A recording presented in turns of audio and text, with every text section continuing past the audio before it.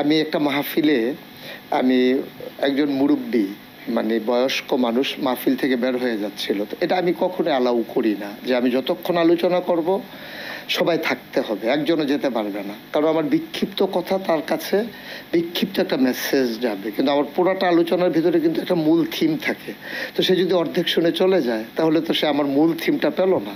তো ও যখন চলে যাচ্ছিল আমি তখন ডেকে বলছিলাম যে আমার মতো করে আমি যে মুরব্বী মানে যাওয়া যাবে না, এটাই ইশারায় বলছিলাম। তো এটাই ভাবে যে আপনার ছেলেরা এইভাবে নেবে এটা আমি বুঝি নাই। তো এটার ভিতরে ওরা একটা আনন্দ খুঁজে পেয়েছে, এবং সরকারের বদল হওয়ার কারণে এখন যে সমস্ত মানুষগুলো মুরব্বির কাতারে ছিল যারা যখন পালিয়ে যাচ্ছে সেখানে ওই কথাটা চলে যায়, এটা যায় প্রসঙ্গক্রমেই যায়।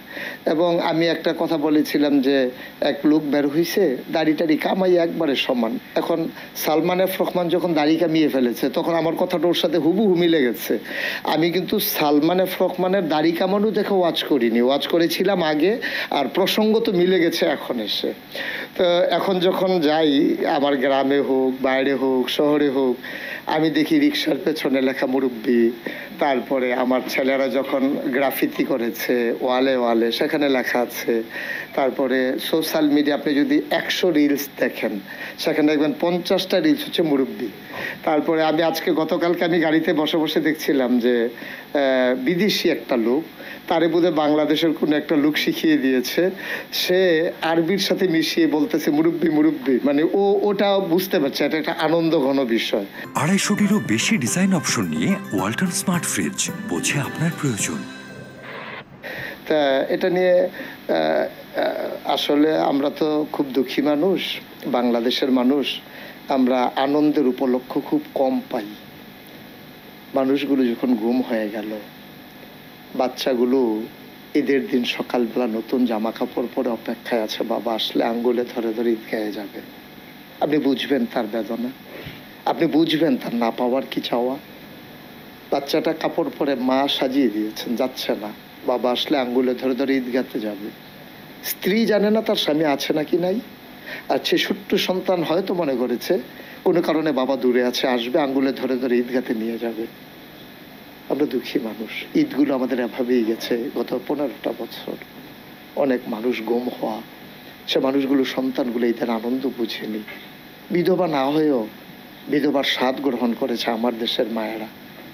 আপনি বুঝবেন না এই যে কেমন আকুতি, সেই কষ্টের মাঝে দ্বিতীয় স্বাধীনতায় আমার মুরব্বী বলা যদি একটু আনন্দ দিতে পারে, আমি মনে করি 15 বছরের দুঃখ তাদেরকে ভুলিয়ে দেওয়ার জন্য একটা শব্দই যথেষ্ট।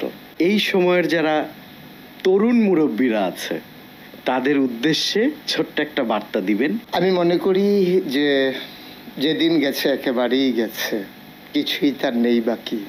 সুতরাং আমার যারা নতুন প্রজন্ম, আমি বারবার বলি তাদের চোখে আমি বিশ্ব দেখি, তাদের হৃদয়ে আমি ভাবতে শিখি। সুতরাং আমাকে যারা ফলো করে, আমার কথায় যারা আনন্দ পায়, আমার বেদনার্থ কথাগুলো যাদের হৃদয়ে রক্তক্ষরণ ঘটিয়ে চোখে অশ্রু হয়ে ঝরে পড়ে, আমি তাদের জন্যে এই চ্যানেল এর মাধ্যমে আমার বার্তা হচ্ছে আমরা জেগে উঠি, আমরা গর্জে উঠি, আমরা জানিয়ে দিই আমরা ছিলাম, আমরা আছি, আমরাই থাকবো ইনশাআল্লাহ। আর এই ভবিষ্যৎ বাংলাদেশ বিনির্মাণে আমার এই ছেলেগুলো, আমার এই ভবিষ্যৎ প্রজন্ম তারা এগিয়ে যাবে সম্মুখ পানে। এখানে কোনো সংকোচ নাই, কোনো এখানে হৃদয়ের উষ্ণ ভালোবাসা বিলিয়ে দিতে কোনো কৃপণতা নাই। সবাই মিলে সবাইকে ভালোবাসি, সবাই মিলে কাঁধে কাঁধ মিলিয়ে আমার কাগজে পত্রের সোনার বাংলাকে প্রকৃত অর্থেই সোনার বাংলা হিসেবে গড়ে তুলি। মুরব্বী মুরব্বী যেমন করে বলেছিলাম ওঠা যাবে না, আমি যুবকদেরকে বলি হে যুবক তুমি এগিয়ে যাও সম্মুখ পানে, থেমে যাওয়া যাবে না। মুরব্বীকে যেমন বলেছিলাম উঠে যাওয়া যাবে না, আর যুবকদেরকে বলি আগানোর ক্ষেত্রে নো কম্প্রোমাইজ, থেমে যাওয়া যাবে না, আগাতে হবেই আমাদেরকে ইনশাআল্লাহ।